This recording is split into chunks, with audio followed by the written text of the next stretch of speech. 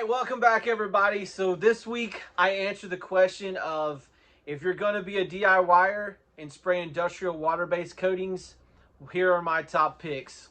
Let's get to it.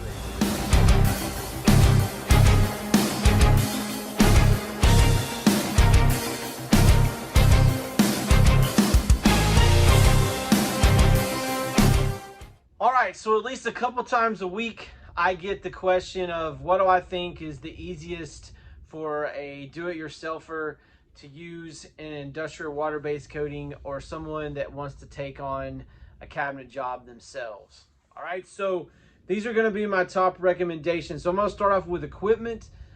The cheapest entry and probably the fastest, easiest way for you to have success with these coatings would be a Graco X5 that you can buy from Home Depot or Lowe's. They're about $350. Now you will need to upgrade the tips, and I would suggest getting a higher mesh filter that you put in the gun. Now the tips you're going to want are going to be a 310 fine finish and a 308. Now if you want to upgrade further and get you into a little bit more professional, spend a little bit more money, you got a little more money to spend, I suggest finding a Tritech dealer and getting a Tritech gun with a 310 and a 308 fine finish tip, and you'll even get better results with that. Now, for those of you, a lot of people are going to say, hey, I have a turbine, can I use a turbine? Yes, my recommendation is though, is you need a 4-stage or better to shoot these high water-based finishes, and you're going to want a 1.5 and a 1.8 needle nozzle. Those are kind of general use. You can go down to a 1.3 with some of them if you've thinned them correctly, and those work really well also. As far as brands are concerned, my number one choice would be Apollo. Then I do like the Titan, and then Fuji, and then... All right, so on the coating side, I'm only going to talk about single component. I'm going to briefly mention 2-component, and I'm also going to mention a couple of solvent finishes, okay? And those are going to be up to you if you feel comfortable using them or not. So on the water-based side, I have 2 primers that I would recommend. Number 1 would be Renner 643, and number 2 would be Malaysia HBR1. Now there's other primers on the market, but they really require a catalyst.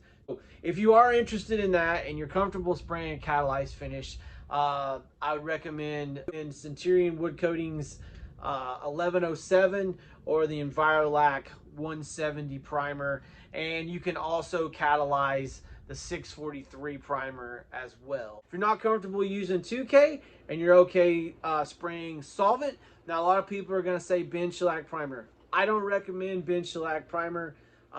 Too many issues, too many problems.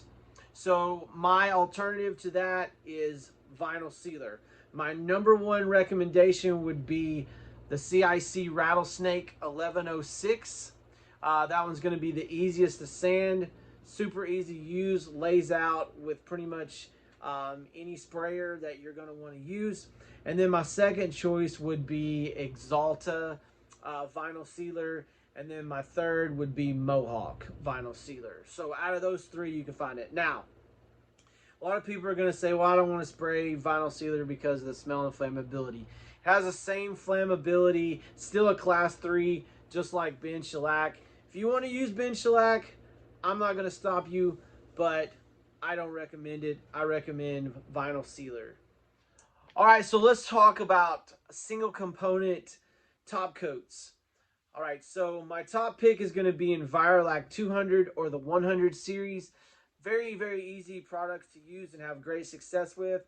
And I also like the fact that they have a legitimate reducer that cuts the viscosity 10 times the amount of water without losing hang and your solid content. So that one I would recommend anywhere between 5 and 10% reduction on that one, and you're going to have good luck with the turbine. Obviously, if you're using an airless 308 with your top coat reduced, works beautifully. All right, number 2 would be the 2800 series by CIC. This is a very easy coating to use. It can be sprayed with a airless or a turbine. If you use an airless, I would recommend their thickener and add 1 tablespoon per gallon to give you the extra vertical hang that you would need. But that's a great coating. Also, I would like to mention their 400 series. That one works great with a turbine. With airless, you've got to be really good, and I have not tried the thickener in it, but if you are a turbine user and you want something that you can spray out of the can, that is a great option for you. All right, now I also like Renner 1245. That is a great single component product, and it works both well out of airless and HVLP turbine. And with that one, I would recommend about a 5 to 10% reduction with water, and it sprays beautifully. Also, Renner 851 is also a great option and can be sprayed both with a turbine or airless. Again, about a 5% reduction on that one with a turbine is good. The Malaysia HKR 114, that one sprays really nice with a turbine as well, about 10% reduction there. And then if you're going to spray with an airless, 308 tip. I want to leave you guys with one last thought and a tip. Before you go spraying these coatings on your actual product, before you actually go spraying these on your actual project, I recommend that you get a gallon of primer and you get a gallon of top coat and you do a small vanity or something in your house as a practice warm-up before you try to tackle your kitchen or a large project. Or go down to the Habitat for Humanity store or Restore or a designer or a cabinet maker that has extra doors lying around and practice spraying vertically, practice spraying horizontally. Get a hang for it because there is a learning curve to finishing and using some of these industrial wood coatings. So that wraps it up for me. I hope this was informational and helpful. Make sure you like and subscribe. You can catch me on Instagram, Facebook, LinkedIn, and TikTok at Eric Reason. And remember, test, don't guess. We'll see you next week.